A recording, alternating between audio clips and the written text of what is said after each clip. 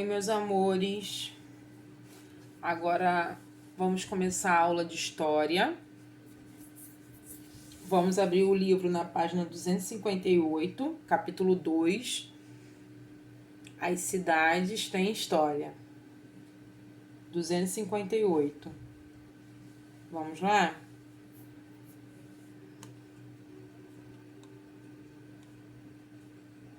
Todas as cidades têm história. Para conhecer a história de uma cidade, podemos analisar diferentes fontes históricas, como fotografias, mapas antigos, livros, cartas, pinturas e relatos de moradores. Olhem aí a rua da cidade de Tiradentes, em Minas Gerais, em 2017. Lugar lindo.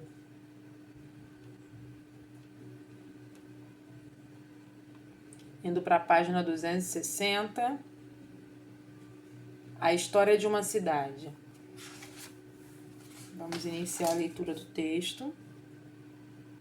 Leia a história a seguir.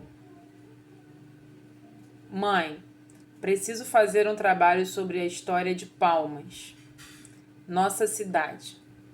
Você pode me ajudar? Olhem aí. Palmas, a cidade mais jovem do Brasil. Palmas foi criado com o objetivo de povoar e de desenvolver a região norte do Brasil. Ela é considerada a cidade mais jovem do país, pois sua fundação ocorreu em 20 de maio de 1989. Antes dessa data, havia uma grande fazenda nessa área, que foi comprada pelo governo de Tocantins com a finalidade de construir a cidade de Palmas. Por um tempo, a sede do governo do estado foi essa fazenda. Nessa antiga sede funciona atualmente o Museu Histórico de Tocantins, fundado em 2002. O edifício é patrimônio cultural do estado de Tocantins. Mãe, sim, Caio. Vou te mostrar um livro que fala sobre a história de nossa cidade. Entre os primeiros moradores de Palmas estavam os funcionários públicos estaduais e municipais contratados para trabalhar na região. Muitos imigrantes de diferentes regiões brasileiras também se estabeleceram na cidade em busca de emprego e de melhores condições de vida. Palmas foi construída em meio à vegetação do cerrado e era cortada pelo rio Tocantins. Mas o rio foi represado no ano de 1998 para que fosse construída uma usina elétrica. Foi assim que nasceu o Lago de Palmas. E por causa da sua paisagem natural, a cidade é considerada a capital ecológica do Brasil e recebe muitos visitantes e turistas. O que significa cerrado. Mata típica do Planalto, na região central do Brasil, represado, que teve o curso da água corrente retido por uma barragem.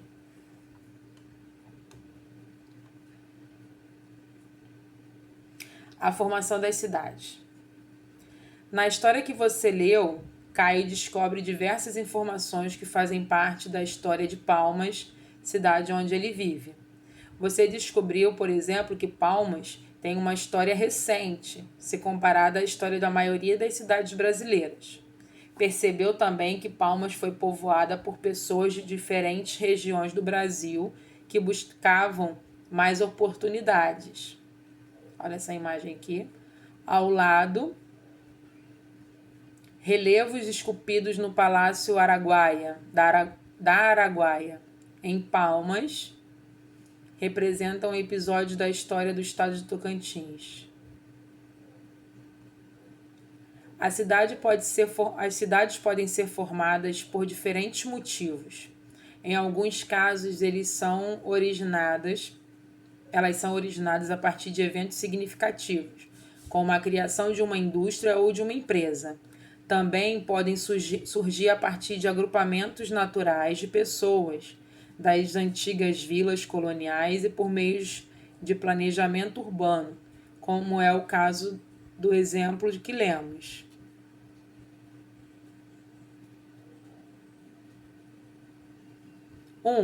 Faça uma pesquisa sobre os eventos que envolvem a formação da cidade que você mora.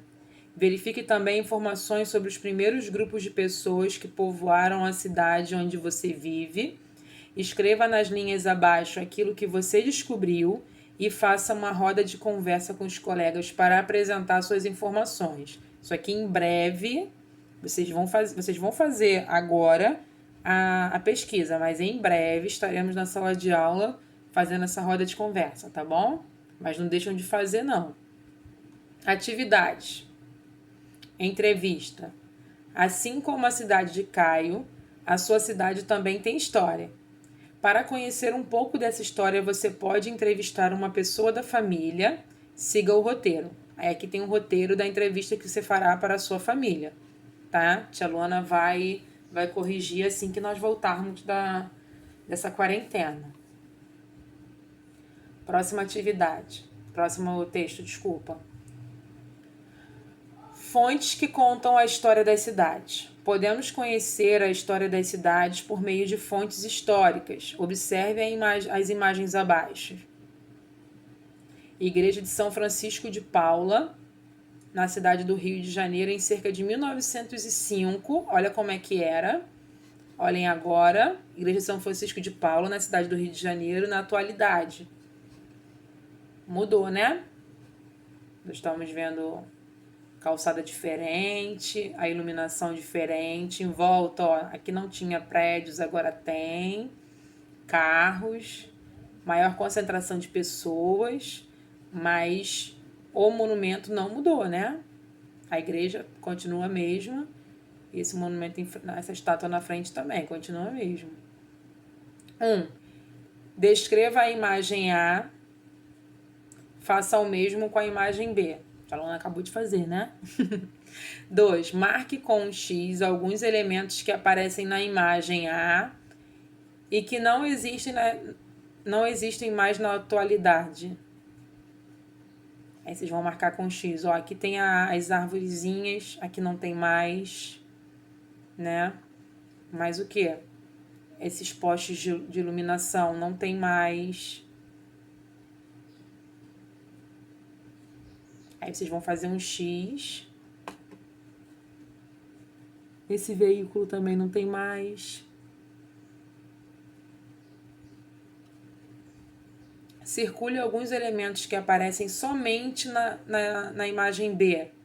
Ó, carro, essas árvores, os prédios.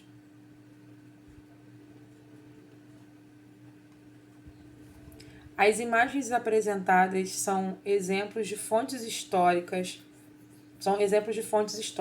Podemos chamar as fontes históricas, podemos chamar de fontes históricas tudo aquilo que é produzido pelos seres humanos no decorrer do tempo e que pode ser utilizado para obter informações sobre o passado. Além das fotografias, como as mostradas na página anterior, na página ao lado, existem outros tipos de fontes históricas que podem nos fornecer diversas informações sobre a ação das pessoas nos lugares onde viveram. Veja, página de um jornal, ó, de 1927. Nós temos aqui um livro, página de um livro didático de 1968. Brinquedo de cerca de 100 anos atrás. Moeda brasileira de 1869. A planta da cidade do Rio de Janeiro, no ano de 1831. Olha como que era. E temos as fontes históricas orais também. Os relatos orais também são considerados fontes históricas por meio de entrevistas, depoimentos e histórias contadas de uma pessoa ou um grupo de pessoas um grupo de pessoas que transmite suas memórias sobre o passado. As histórias contadas por por nossos pais e avós são relatos orais. É o que nós vamos fazer na entrevista. Aquela entrevista que a gente vai fazer, né, é um relato oral. Vai ter o relato escrito, mas também teremos um relato oral, porque vocês vão ouvir as histórias contadas dos seus pais, dos seus avós, dos tios, dos vizinhos. Não, dos tios, dos vizinhos não, porque nós estamos em quarentena, vamos fazer só com o pessoalzinho que tá em casa, tá, gente? O máximo que vocês podem fazer é chamada de vídeo. Na página 266, nós temos as atividades. 1. Complete a cruzadinha abaixo com exemplos de fontes históricas. Vocês vão ler e vão completar a cruzadinha com as palavras. 2. Leia a seguir o que Risoleta conta sobre a cidade de São Paulo em 1927, quando ela tinha 27 anos. Depois responda as questões. São Paulo, até embaixo do viaduto do Chá, era uma chácara. Tinha verdura, vaca de leite. O viaduto não era esse, era outro, de grades de ferro. Quando o bonde passava lá em cima, as pedras tremiam. Parece que ia cair. E lá embaixo era a chácara. A gente descia pela escadaria para os matos. Onde é a rua Xavier de Toledo, eram casas de pobres que alugavam cômodos. Subindo a escadaria, atravessavam os trilhos e já saía na Rua das Palmeiras. A rua direita era uma ruazinha estreita. Tinha a Casa Alegre na esquina, que era do Conde São Joaquim, em que vendia perfumes. Por lá passava o Corso do Carnaval. Corso, gente, é o desfile, tá? A. Que tipo de fonte histórica é essa que você acabou de ler? B. Sublinhe no texto o que foi possível descobrir sobre o viaduto do Chá e sobre a rua direita no passado, por meio dessa fonte histórica. O que foi possível descobrir do viaduto do Chá e da rua e sobre a rua direita? C. Em sua opinião, as pessoas que viviam em São Paulo na mesma época de Risoleta tinham as mesmas lembranças da cidade? Aí vocês vão relatar aqui, tá? No próximo vídeo, a tia Luana vai voltar com a correção dessas atividades. Beijinhos!